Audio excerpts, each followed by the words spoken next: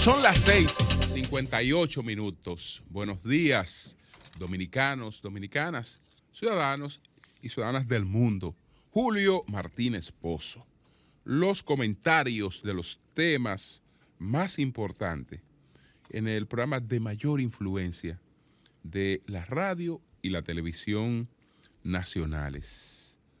Entonces, señores, en este martes 17 de agosto, año 2021, buenos días a todo el equipo del Sol de la Mañana, la audiencia de Sol, la teleaudiencia de Telefuturo, Canal 23, y las personas que siguen nuestros contenidos a través de las redes sociales. Buenos días a todos y a todas.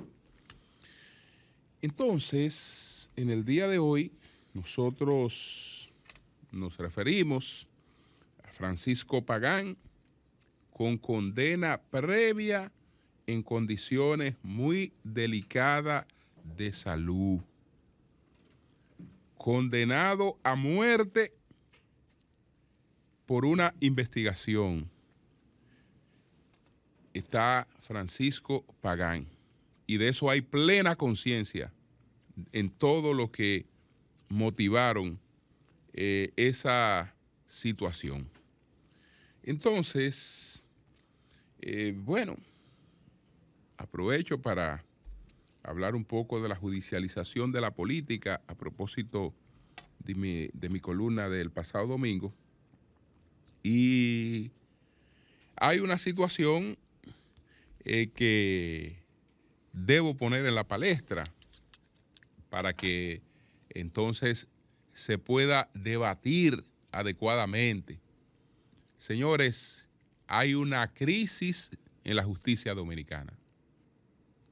Hay un encono en la justicia dominicana y de eso vamos a hablar.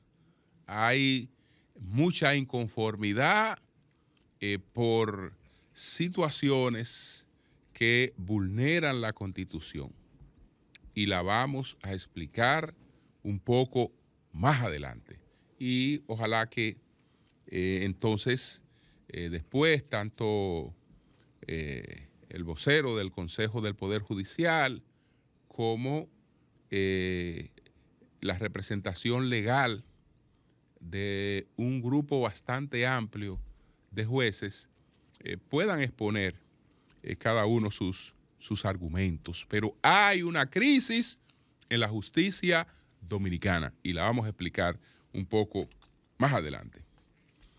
Bueno, señores, Francisco Pagán, el ingeniero Francisco Pagán, al momento de conocerse de la medida de coerción, se sabía de la situación sumamente precaria de su salud. No fue algo que apareció después del inicio de un proceso de investigación, sino habían cosas muy claras que estaban tanto en conocimiento del Ministerio Público como fueron puestas en conocimiento del juez que conoció esa medida de coerción. Pero había un ánimo público en el que cualquier conmiseración podía ser mal interpretada y la decisión era la de hacer eso porque ahí se estaba marcando el inicio de todo este proceso que hemos vivido. Y entonces una persona que como cualquier otra que haya manejado recursos públicos puede ser investigada sobre cualquier proceso del que haya tenido participación. Eso no es problema. Eso no es problema. Pero qué maldito peligro puede representar para una investigación una persona enferma y en una situación delicada. ¿Qué peligro puede representar que a esa persona se le establezca un tipo de coerción en el que tiene impedimento de salida del país, en el que tiene que presentarse de manera periódica al mecanismo de control que se establece y que puede estar recibiendo las atenciones médicas que les corresponden sin ninguna dificultad. Sin ninguna dificultad, pero no. Había que hacer eso que se hizo porque si estamos hablando de una asociación de malhechores, de una asociación de funcionarios, entonces este era un funcionario que tenía que estar preso. Tenía que estar preso. Y fíjense que después de haber tomado esas medidas y después de toda la parafernalia que rodeó ese proceso y todo el espectáculo mediático que rodeó ese proceso, resulta que 8 meses después no hubo expediente, no hay expediente. No había expediente. Bueno, se requiere un tiempo más para la investigación. Pero ¿qué impide que esa bendita investigación se lleve a cabo con esas personas en libertad, con algún tipo de restricciones porque están siendo investigadas, pero que no sean privados de su libertad, sobre todo en el caso que se conocía que por lo menos 2 de esas personas tenían situaciones delicadas de salud, y dentro de las situaciones delicadas de salud, la más compleja, la de mayor peligrosidad, es la que atañe a Francisco Pagán. Pero había que trancarlo. Había que trancarlo, ¿por qué? Por lo que voy a explicar un poquito más adelante. Por lo que voy a explicar un poquito más adelante. Bueno, ahí estamos. Ahí estamos. Hay cosas que usted la inicia realizando cuando cuenta con el aplauso de todo lo que usted hace. Pero resulta que las circunstancias van variando y no todo lo que usted hizo en un momento que contó con el aplauso de una parte de la sociedad seguirá contando con el aplauso de una parte de la sociedad. Si se produce una tragedia, esa tragedia va a marcar a los que están involucrados en esa situación de por vida. De por vida. Es decir, cuando esto sea una referencia más adelante, un hecho como ese le andará pidiendo explicaciones. Le andará realmente perturbando, porque no se puede alegar desconocimiento.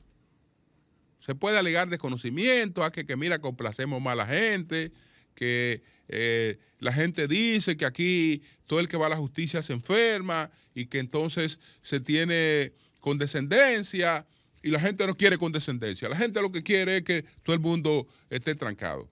Vamos a ver, ¿quién es que quiere eso? ¿Y qué condicionamiento se le ha dado a la gente que quiere eso? ¿Y hasta cuándo la gente quiere eso? ¿Hasta cuándo la gente quiere eso?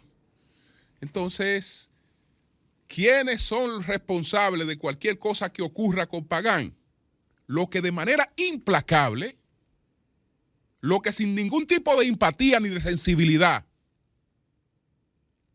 propusieron una medida de coerción de 18 meses, cuando la investigación que le están haciendo a esa persona la pueden realizar sin ningún problema.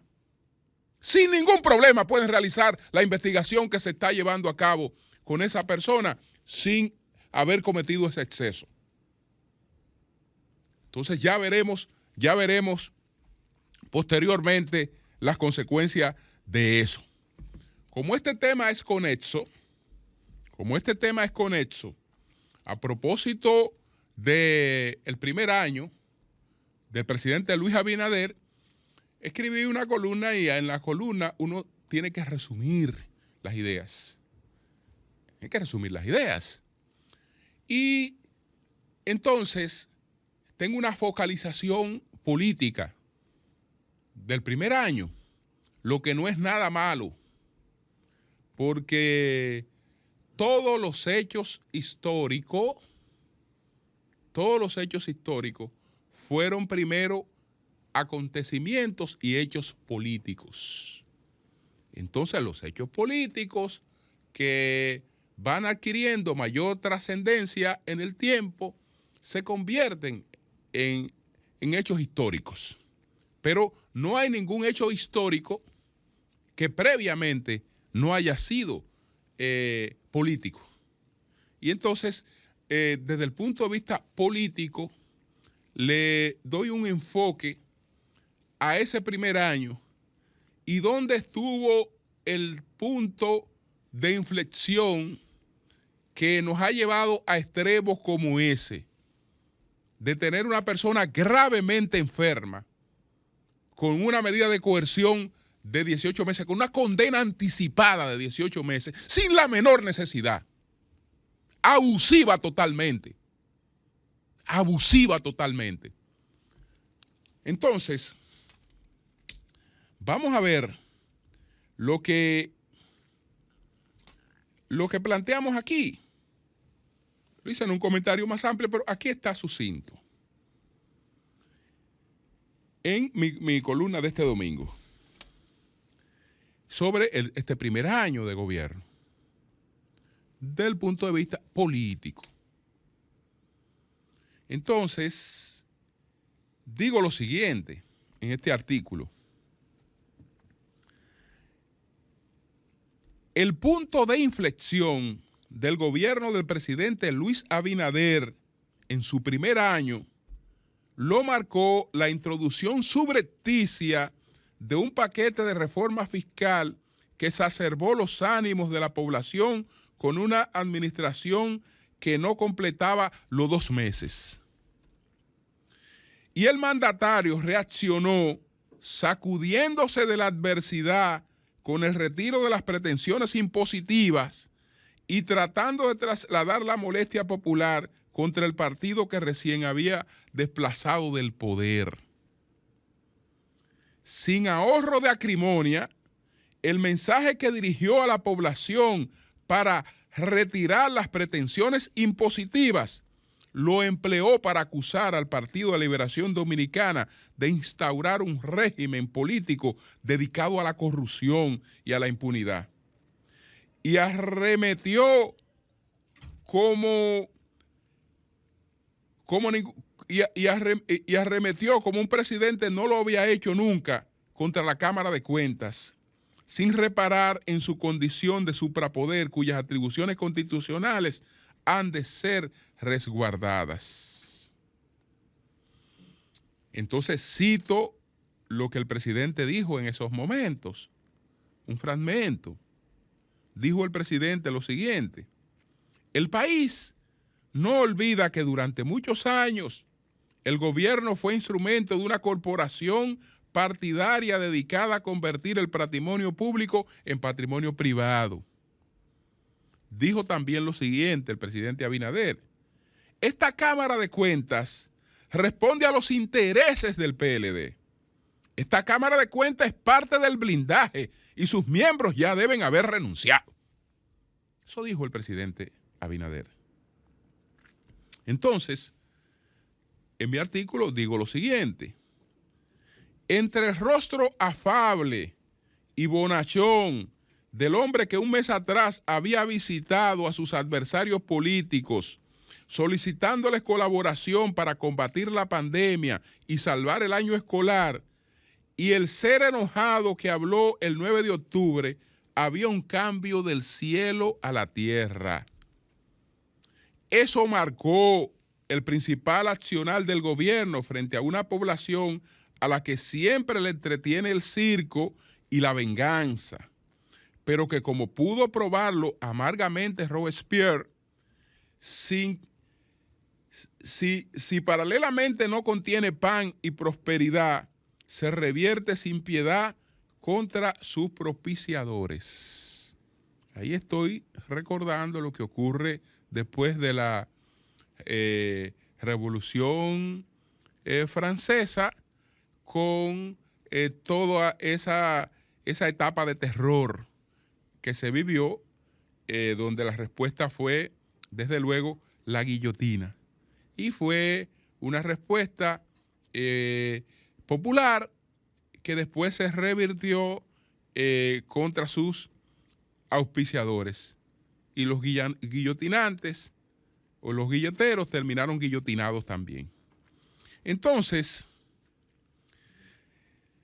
ese marco, entonces, bueno, lo que siguió poco más de un mes después, es decir, lo que siguió este discurso del presidente Abinader, lo que siguió poco más de un mes después fue desolador para exfuncionarios de la administración PLDista y para el entorno del presidente Danilo Medina. La justicia independiente había hecho un sorteo y ellos, aparentemente, jugaron todos los números. En horas de la madrugada, el Ministerio Público empezó a romper puertas y a asaltar paredes, apresando a excolaboradores de la administración Medina como si se tratara de delincuentes peligrosos y solicitando contra ellos condenas anticipadas en vulneración del principio de presunción de inocencia. Las mediciones, es decir, las encuestas, las mediciones redituaron un beneficio de popularidad para el gobierno y al PLD parecía que le había caído la casa encima. El terror fue tal que antes de verse expuesto a tal escarnio, uno de sus dirigentes optó por entrar al baño de su habitación y darse un tiro en la cabeza. Sin andarse por las ramas con el cuento de actuaciones judiciales independientes, el Departamento de Estado norteamericano contó las cosas como han sido. ¿Qué dijo el Departamento de Estado americano? Cito aquí. Dice lo siguiente el Departamento de Estado en el informe sobre el clima de negocios en la República Dominicana. ¿Qué dice? Lo que cito aquí en este artículo. Al asumir el cargo con promesas audaces de frenar la corrupción, el gobierno arrestó, oígase bien, eso es lo que dice el Departamento de Estado, el gobierno arrestó rápidamente a una gran cantidad de funcionarios de alto nivel de la administración anterior implicados en corrupción, personas que bajo gobiernos anteriores se habían considerado intocables. Las actuaciones judiciales contra el PLD han continuado una tras otras, pero han parado de redituar popularidad al gobierno y han parado ya de dar popularidad y han parado también de producir deterioro a la marca morada, que primero se plantó en un mínimo del que no bajaba y en los últimos meses se ha ido levantando. En política a veces no se sabe para quién se acciona y entre todos los perjuicios ocasionados al PLD, un gobierno con un panorama económico y social poco halagüeño lo ha identificado claramente como su oposición. Entonces, ese es más o menos el resumen político que hago de este año.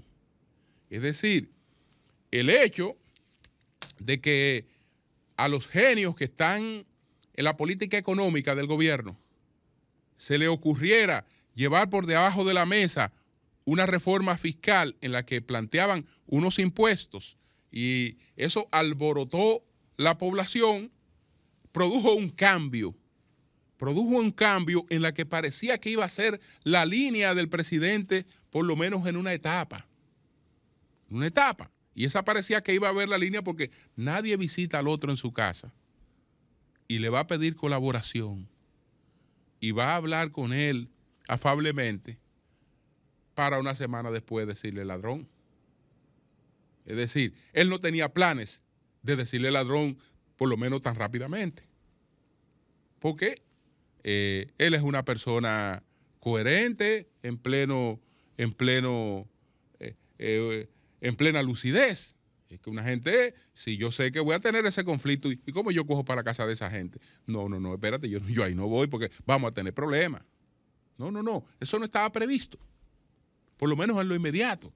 Eso lo ocasiona ese hecho y la forma de salir de eso fue lo que tenemos y hemos tenido hasta ahora. Que ellos pretenden que eso se asuma porque somos estúpidos, como que, bueno, mire, hay una actuación independiente, y bueno, tan independiente que responde a la carta. Responde a la carta de quien ha trazado la orientación política. Responde a la carta de quien ha trazado la orientación política, porque en otros aspectos, esa independencia yo no la he visto. Yo no he visto esa independencia con el escándalo de 100 millones de pesos que se repartieron de manera totalmente irregular. Yo no he visto ningún tipo de actuación independiente. Bueno, que hay un casito por aquí, que es inevitable, que de un funcionario que pretendió ultrajar a una dama. Y eso es otra cosa, pero en lo real, esa es la independencia frente a un partido. Frente a un partido. Entonces, eso no es eso. Lo pueden asumir los que están en la misma orientación del discurso del gobierno, pero la sociedad completa no se traga eso. Hay una parte importante de la sociedad que no se traga esa cuestión de esa supuesta independencia, que sabe que todo esto tiene que ver con la política y que todo esto está bastante politizado. Pero bueno, ahí ya ponemos un punto. Porque hay una situación en la judicatura. ¿Qué es lo que está pasando en la justicia dominicana? Bueno, hay un sistema de escalafón judicial y de sistema de provisión de los cargos judiciales. Escalafón judicial y provisión de los cargos judiciales. ¿Qué es esto? Esto es una resolución del Consejo del Poder Judicial. Es la resolución número 001-2021. Ahí está establecido cuál es el criterio para el escalafón judicial y el sistema de provisión de los cargos judiciales. Entonces, ese escalafón es la regla del juego. La sociedad, en base a ese escalafón, le dice a los jueces: yo quiero seguir fortaleciendo la carrera judicial a la que tú te has consagrado. Además de darte ciertas retribuciones económicas que no te van a dar una vida de lujo, pero que te permiten una vida decente, con las cuestiones más elementales encaminadas. Además, entonces, yo te premio por tu capacidad, por tu capacitación, te premio por tus años de servicio, te premio por tu honestidad, te premio por tu desempeño. Entonces, en base a esas reglas, pues buscamos la consagración de una carrera judicial. Y yo creo que este país ha avanzado mucho en esa parte. Mucho. Aquí hay una cantidad importante de jueces de carrera, de gente que se ha capacitado y que se ha consagrado a su trabajo. ¿Dónde está el problema? En que, bueno, se escoge otro consejo del Poder Judicial y a ese consejo del Poder Judicial no le acomodan las reglas que encontró establecidas. Y tiene el Poder Judicial que cubrir 90 vacancias que hay en la judicatura. Y eso hay que hacerlo en función del reglamento que se dio para esos fines el Consejo del Poder Judicial. Pero ahora está la pretensión de desconocer esa regla y aprobar otra. Bueno, yo creo que de entrada eso viola varios principios constitucionales. Creo que el principio más importante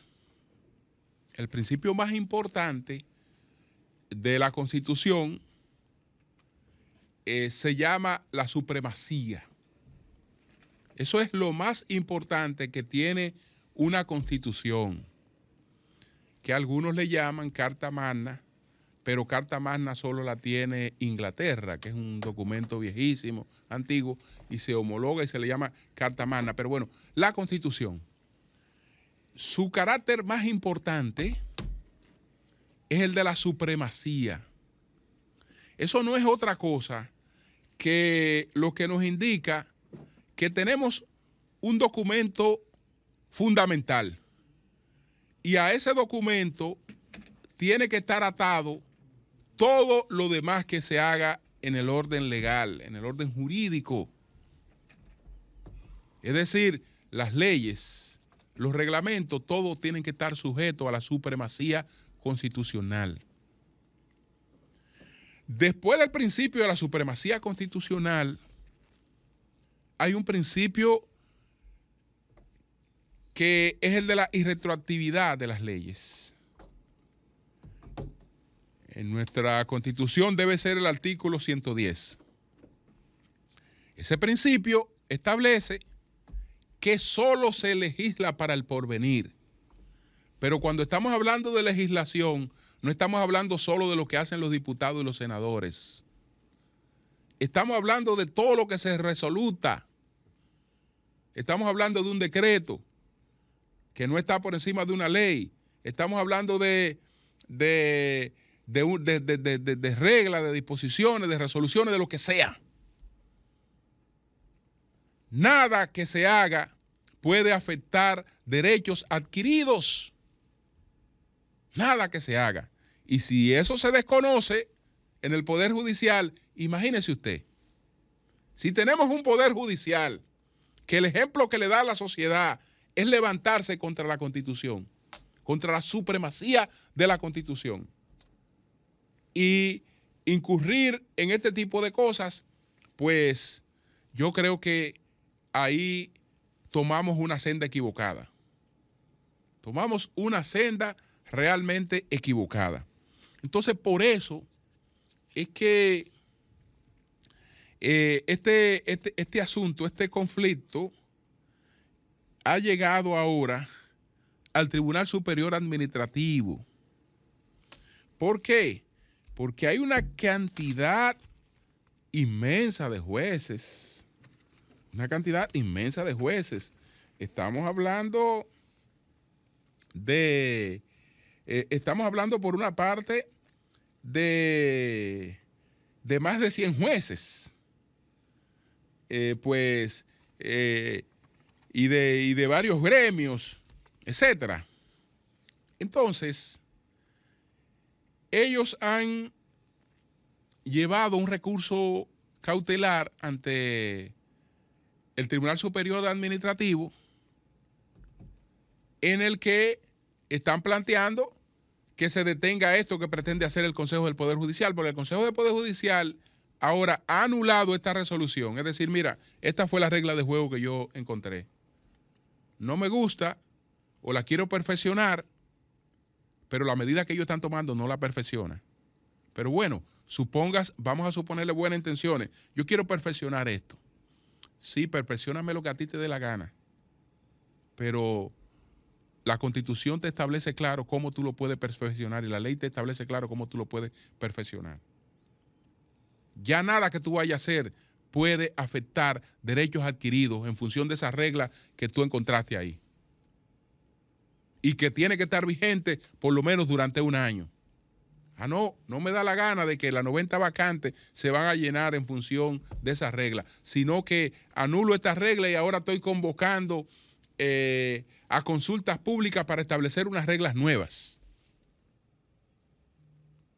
Reglas nuevas que cambian sustancialmente algunas cosas. ¿Qué plantea la regla vigente? Porque esa es la que está vigente, aunque se haya intentado anular. ¿Qué plantea esa regla? Mire, caballero, para usted ser beneficiado por un ascenso en el Poder Judicial, yo tengo que tomar en cuenta su especialización, su tiempo, su desempeño, etcétera. Eso le da a usted 47% de los puntos. No, ahora yo la capacitación y el desempeño, eso te lo llevo a un 32% de los puntos, te disminuyo eso. ¿Y por qué pretendo sustituir la capacitación? Porque una maestría yo la voy a sustituir por un curso que le puedo dar en un mes.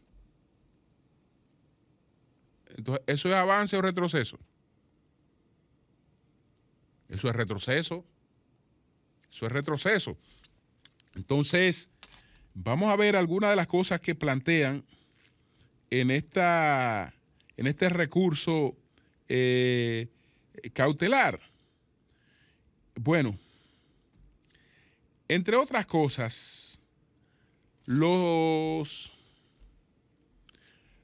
demandantes son jueces de carrera judicial de la República Dominicana.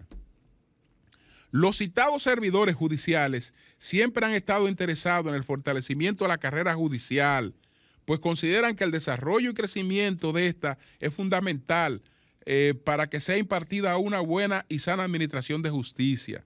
Asimismo, los hoy impetrantes entienden que la labor del juez no se limita a funciones jurisdiccionales, sino que la misma es mucho más amplia e incluye actividades de carácter social en beneficio de la carrera judicial y la colectividad. En ese orden, los hoy impetrantes se encuentran comprometidos con los mejores intereses de la sociedad y siempre han velado por las decisiones y reglamentaciones del Poder Judicial que no afecten los derechos de los funcionarios judiciales ni de sus conciudadanos. En tal sentido, los mismos comprenden que la visión restringida de que los jueces solamente hablan por sentencia no se compadece con el Estado social y democrático de derecho, ya que los servidores judiciales tienen un rol importantísimo en el desarrollo de una justicia efectiva, eficaz y transparente. Por esas razones es que los citados funcionarios judiciales se han motivado para interponer la presente solicitud de medida cautelar, la cual tiene por finalidad suspender de forma inmediata la convocatoria que invita a participar en la consulta pública de la resolución que deroga en su totalidad la resolución 00-2021 que establece el reglamento que organiza el sistema de escalafón judicial y el sistema de provisión de cargos judiciales, por tratarse de un acto que vulnera derechos consolidados a favor de los servidores judiciales y que de forma injustificada implica una regresión en la carrera judicial en perjuicio de la sociedad. Señores, es que si usted ya en el escalafón, por ejemplo, usted estaba en la posición número 1, en la 2 o a la 3, ¿usted sabe dónde usted puede amanecer con la nueva disposición? En la 150, en la 148, en la 100 tanto. Es decir, que sería elegible para una posición cuando yo va para arriba. Cuando ya usted tiene unos derechos que le permiten tener unas expectativas de ascenso. Entonces, ojalá que el Consejo del Poder Judicial pueda referirse a esta situación, porque lo que yo veo a simple vista y más o menos con las herramientas de las que dispongo en términos de conocimiento de la Constitución, me dice que eso no está bien.